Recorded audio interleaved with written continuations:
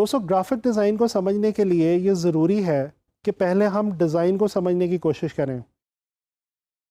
Trainees, अगर मैं आप लोगों से एक सवाल करूं कि आप लोगों के ख्याल में डिज़ाइन एक्चुअली क्या है?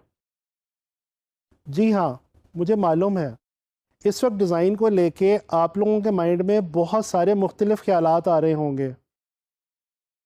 एक्सपर्ट्स भी डिज़ाइन को बहुत सारी मुख्तलिफ डेफिनेशंस के थ्रू एक्सप्लेन और डिफ़ाइन करते हैं।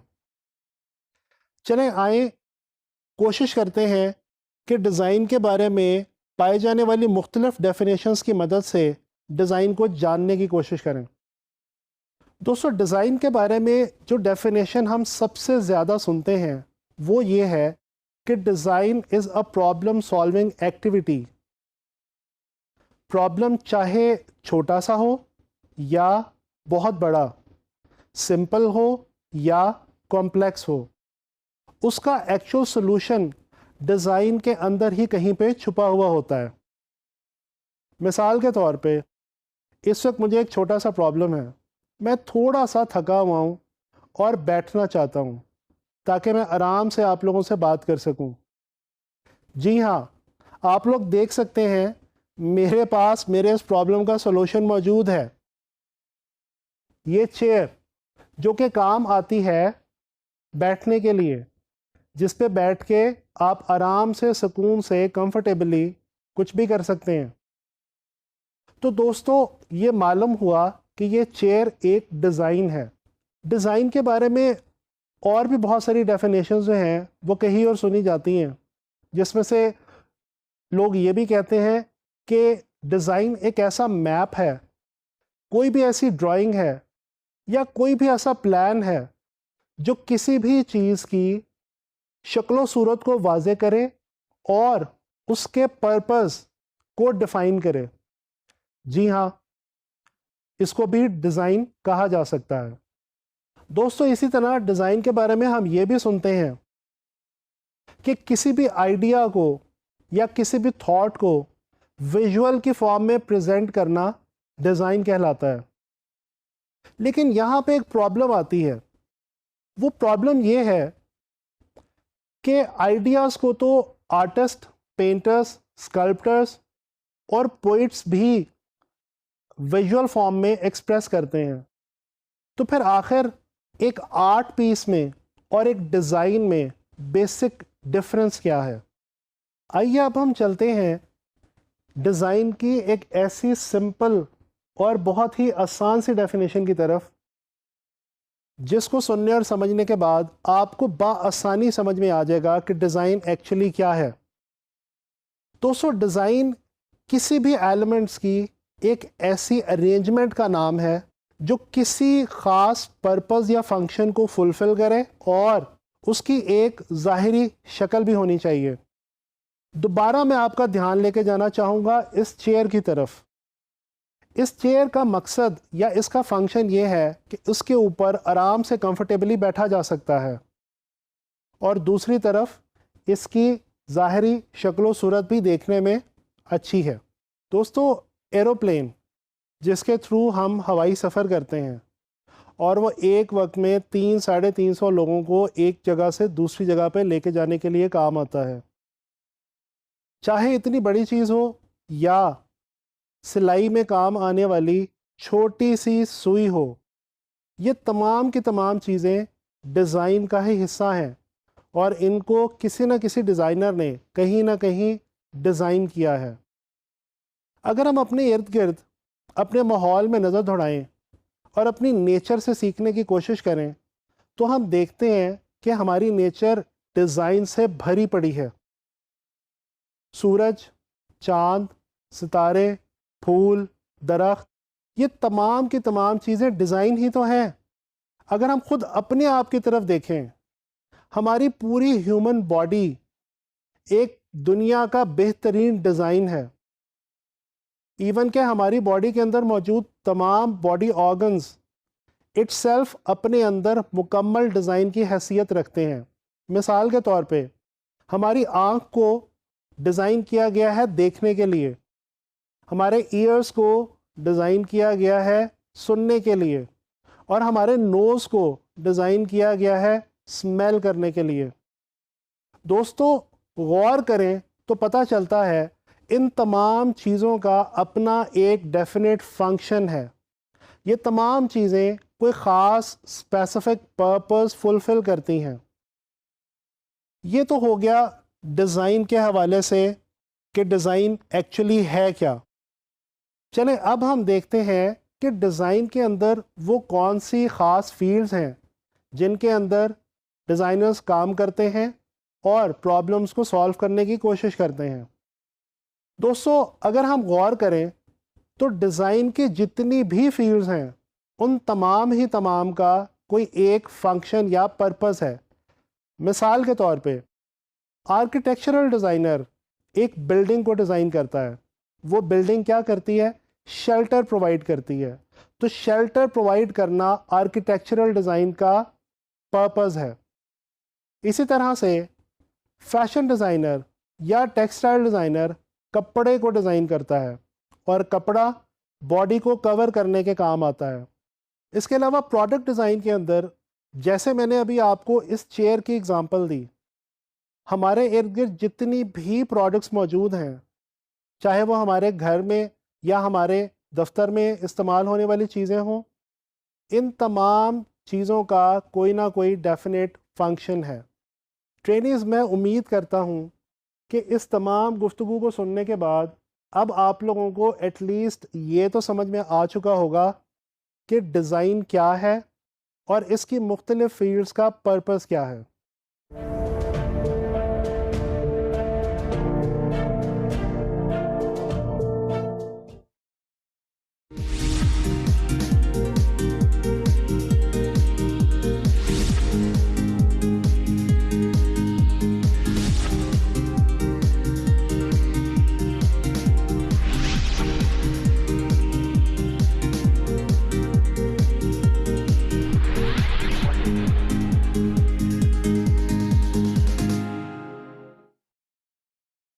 ट्रेनिस, ये तो हम जान चुके हैं कि डिज़ाइन एक्चुअली क्या है।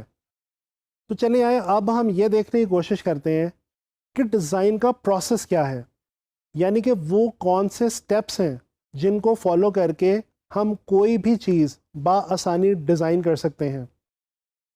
आपको मैं यहाँ पे एक और बात बताता चलूँ कि डिज़ाइन किसी प्रॉब्लम को तो सॉल्व करता ही है, लेकिन इसके साथ साथ ये एक ऐसा प्रोसेस भी है जो किसी भी प्रोडक्ट या सर्विस की वैल्यू में भी इजाफा करता है। दोस्तों, स्टैनफोर्ड यूनिवर्सिटी के एक प्रोफेसर रॉफ फास्ट ने आज से कुछ साल पहले एक थ्योरी पेश की जिसका नाम है डिज़ाइन थिंकिंग प्रोसेस।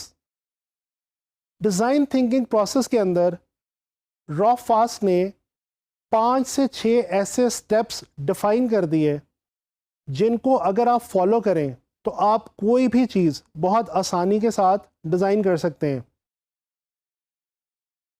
दोस्तों, दुनिया में एक बहुत बड़ी डिज़ाइन बनाने वाली कंपनी है ईडीओ।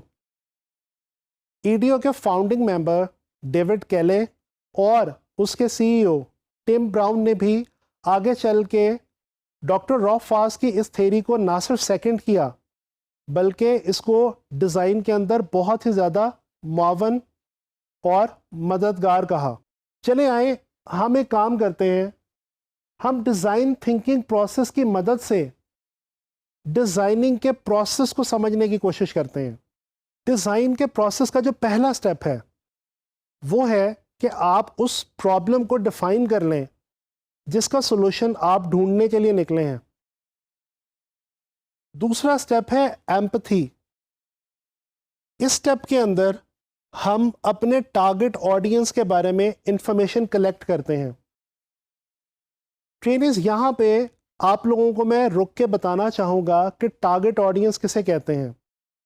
टारगेट ऑडियंस का कॉन्सेप्ट डिज़ाइन के अंदर बहुत ही ज़्यादा अहमियत का हामिल है। टारगेट ऑडियंस एक्चुअली वो लोग हुआ करते हैं जिनके लिए आप एक्चुअली वो डिज़ाइन बना रहे हैं। मिसाल के तौर पे अगर आप चाइल्ड लेबर के हवाले से एक डिज़ाइन बनाना चाहते हैं किसी पोस्टर का, तो वो लोग जिनको आपने वो पोस्टर प्रेजेंट करना है या जिनके आगे वो पोस्टर आपने शो करना है वो आपके टारगेट ऑडियंस कहलाएंगे।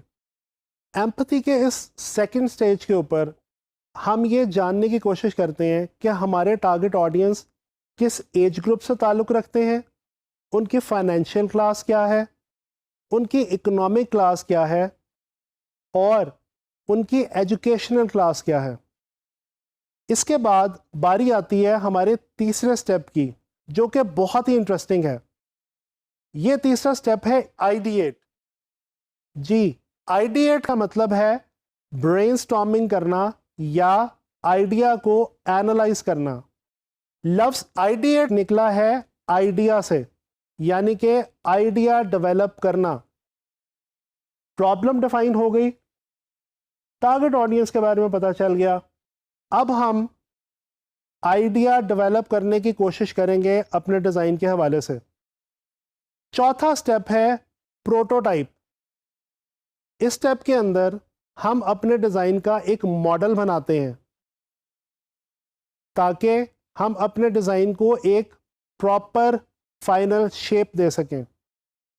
इसके बाद बारी आती है फीडबैक की। जब आपने एक ख़ास मॉडल बना लिया, उसके बाद आप वो मॉडल फीडबैक के लिए लोगों के सामने प्रेजेंट करेंगे, और ना सिर्फ प्रेजेंट करेंगे बल्कि लोगों से उसके बारे में उनकी राय भी जानने की कोशिश करेंगे। इसके बाद बारी आती है हमारे आखिरी स्टेप की, जिसके अंदर हम उस फीडबैक की बेस पे जो हमें मिल चुकी होती है अपने डिज़ाइन को इम्प्रूव करने की कोशिश करते हैं, और कोशिश करते हैं कि वो तमाम प्रॉब्लम्स जो हमारे डिज़ाइन में मौजूद हैं उनको किसी हद तक इरेडिकेट किया जा सके। दोस्तों, मैं ये सारा प्रोसेस आपको एक एग्जाम्पल के थ्रू समझाना चाहूँगा। फ़र्ज़ कर लें कि आप फ्रीलांस ऑनलाइन मार्केट पे काम कर रहे हैं। आपको एक क्लाइंट ने एक पोस्टर बनाने के लिए दिया जो कि गरीब बच्चों की एजुकेशन के हवाले से किसी चैरिटी इवेंट के बारे में आपको डिज़ाइन करना है। अब इस पोस्टर के लिए सबसे पहले आपको प्रॉब्लम सॉर्ट आउट करना है। प्रॉब्लम क्या है? गरीब बच्चों की एजुकेशन। अब उसके बाद आप टारगेट ऑडियंस के बारे में जानने की कोशिश करेंगे, यानी ये पता लगाएंगे कि उस चैरिटी इवेंट के ऊपर कौन से ऐसे लोग आने वाले हैं जो चैरिटी या डोनेशन दे सकते हैं। इसके बाद आप आइडिया क्रिएट करेंगे। आइडिया क्रिएट करने के बाद आप उसका एक डिज़ाइन ऑप्शन बनाएंगे, और वो डिज़ाइन ऑप्शन किसी भी ऐसे शख्स के सामने प्रेजेंट करेंगे जो उस टारगेट ऑडियंस को मैच करता हो, और उस शख्स से मिलने वाली तमाम फीडबैक की बेस पे आप अपने उस डिज़ाइन को इम्प्रूव करने की कोशिश करेंगे। तो ये है आपका डिज़ाइन प्रोसेस। दोस्तों, डिज़ाइन थिंकिंग अप्रोच का हमारी डेली लाइफ के अंदर भी बहुत ही ज़्यादा अहम किरदार है। डिज़ाइन थिंकिंग प्रोसेस को इस वक्त अमेरिका, ऑस्ट्रेलिया और कनाडा जैसे बड़े ममालिक में बहुत ही ज़्यादा पजीराई हासिल हो चुकी है, और वहाँ पे कोशिश ये की जा रही है कि स्कूलों, कॉलेजों और यूनिवर्सिटीज़ के अंदर स्टूडेंट्स के अंदर डिज़ाइन थिंकिंग प्रोसेस को इंजेक्ट किया जा सके और उनको इस काबिल बनाया जा सके कि वो अपनी डेली लाइफ में फेस किए जाने वाले डिफरेंट प्रॉब्लम्स को सॉल्व करने की कोशिश करें, और इस तरह से नई चीज़ें डिज़ाइन करें। ग्राफिक डिज़ाइन के अंदर भी डिज़ाइन थिंकिंग अप्रोच डेफिनेटली बहुत ज़्यादा इम्पॉर्टेंस का हामिल है। अगर आप एक अच्छे ग्राफिक डिज़ाइनर बनना चाहते हैं तो डेफिनेटली आपको ये पता होना चाहिए कि वो कौन से टारगेट ऑडियंस है जिसके लिए आप कोई भी चीज़ डिज़ाइन करने जा रहे हैं। इसके अलावा आपको आइडिया क्रिएट करना भी आना चाहिए, और जी हाँ, अपने आइडिया को दूसरे लोगों तक एनालाइजेशन के लिए भी दिया करें, और उनसे मिलने वाली फीडबैक की बेस पे अपने बनाए हुए डिज़ाइन को इम्प्रूव करने की कोशिश करें।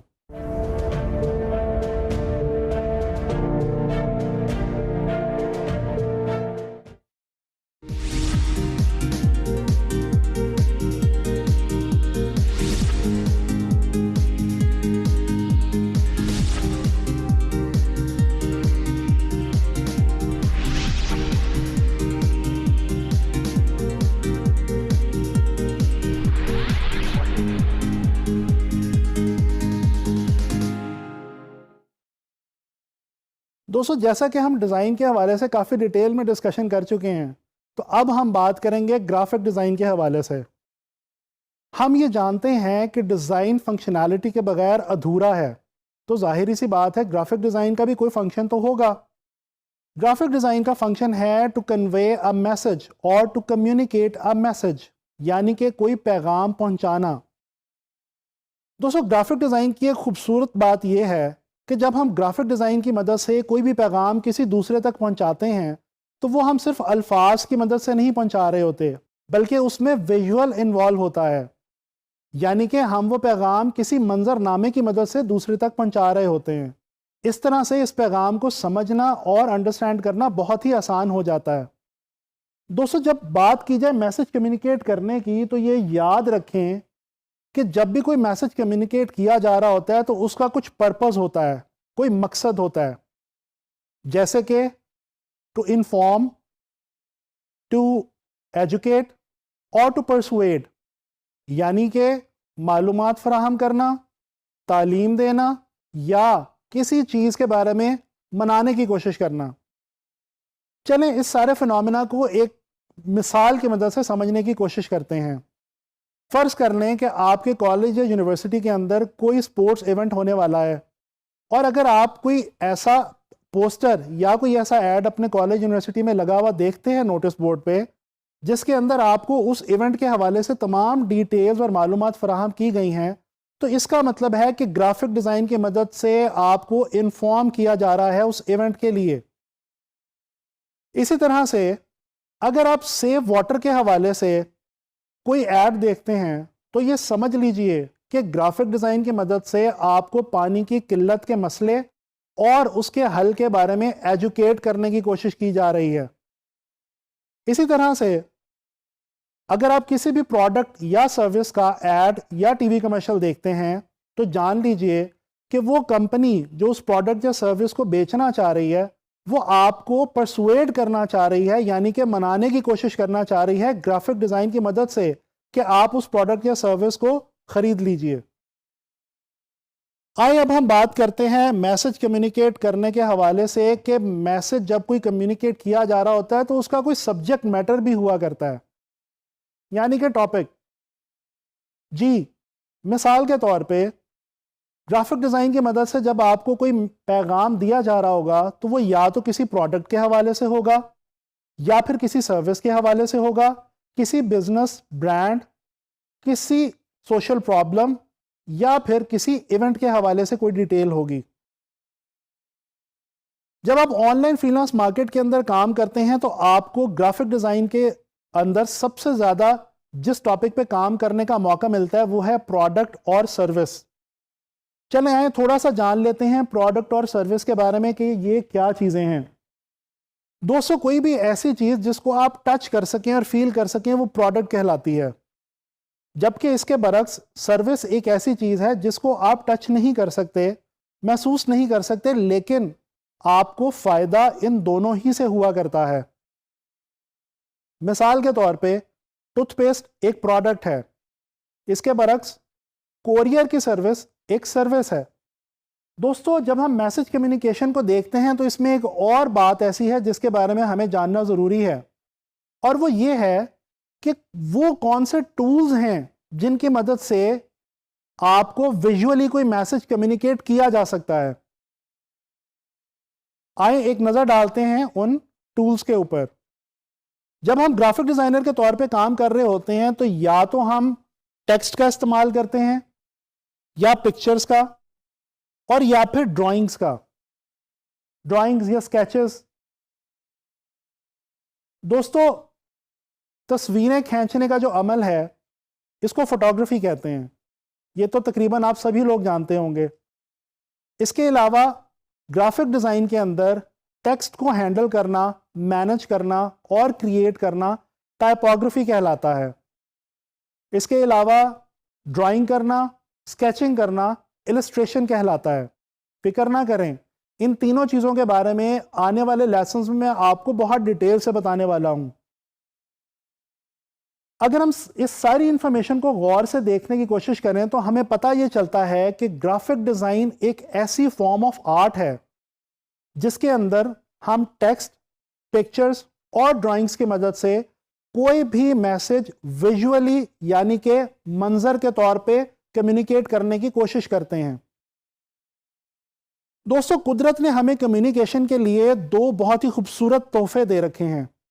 एक हमारी जुबान जिससे हम अल्फाज अदा करते हैं, और एक हमारी आंखें जिनसे हम मंजर को देखते हैं। हमारी जुबान का ताल्लुक अल्फाज से है और ग्राफिक डिजाइन में अल्फाज का ताल्लुक टाइपोग्राफी से है। बिल्कुल इसी तरह हमारी आंखों का ताल्लुक मंजर कशी से है, और मंजर कशी फोटोग्राफी के थ्रू भी हुआ करती है और इलस्ट्रेशन के थ्रू भी। मैं उम्मीद करता हूं कि इस सारी इंफॉर्मेशन को सुनने के बाद आप ग्राफिक डिजाइन का बेसिक मतलब समझ गए होंगे।